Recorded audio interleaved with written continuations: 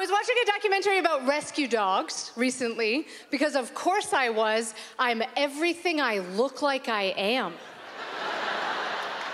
Any assumption you've made about me is correct. I'm vegan, I'm gluten-free, and you're right, I don't watch a lot of porn because I find that it doesn't emotionally resonate with me.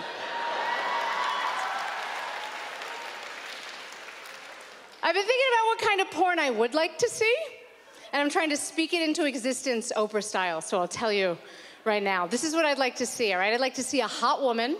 Again, no surprises, I hope. All right.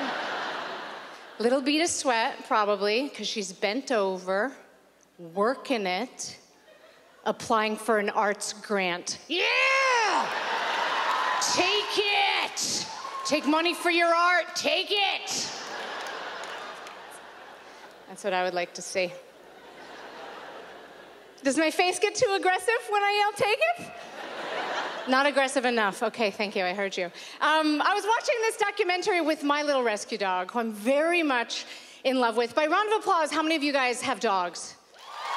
Okay, good. So I was watching this documentary about rescue dogs, and I believe that we could transform society if we were to treat people like we treat rescue dogs, right? Because when rescue dogs have an issue, we always think about what happened in their past, what trauma did they go through, why are they like this?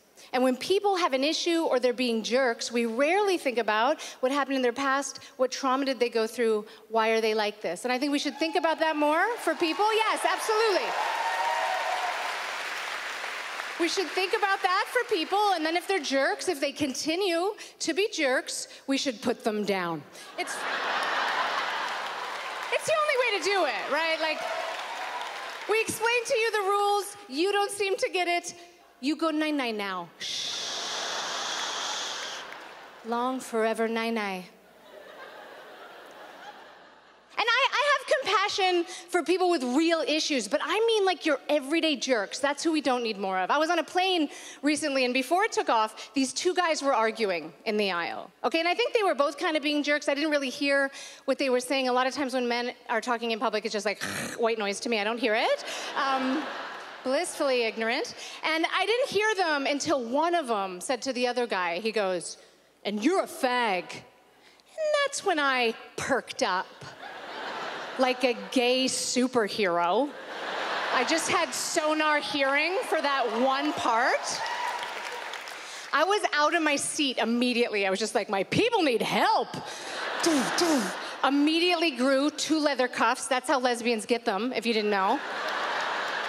Anytime we do any spontaneous social justice, a leather cuff appears. So I didn't know what to say, but I knew I had to get involved. And I panicked. Because I heard myself say, as it came out of my mouth, "Hey, I'm a fag."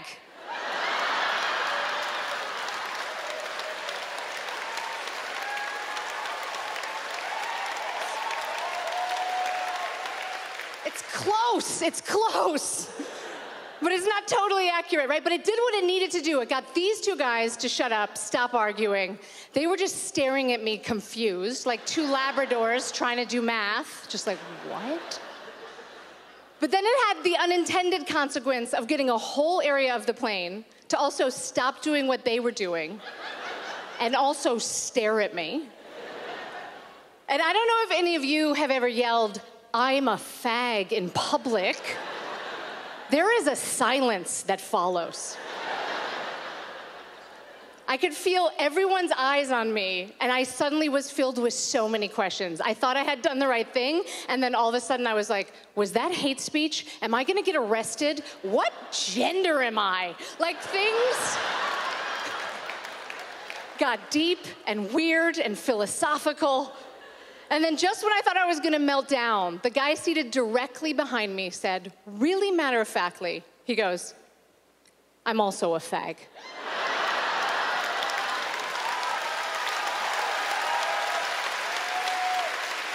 It was amazing. And then, from another part of the plane, we didn't see this guy, we only heard this guy. Some hero shouted out, "We're all fags!" Like, annoyed. annoyance to the situation. I don't think he heard how it started, but by the time it got to him, he was annoyed. And I don't know, he could have been right. It was a flight from Toronto to LA. We could have all been fags, absolutely. Just a bunch of fags with dreams trying to get close to the sun. I don't know.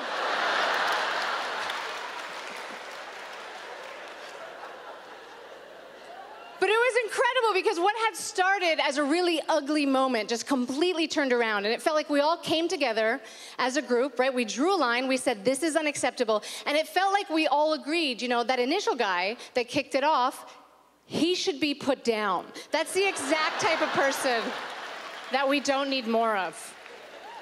And then the plane took off, I think, or we were just uplifted by the spirit of humanity. What it is to stand up for ourselves and look out for each other. And then we heard, this is your pilot speaking. I'm also a fag. Thank you so much, you guys. I'm Dan Smith. Good night.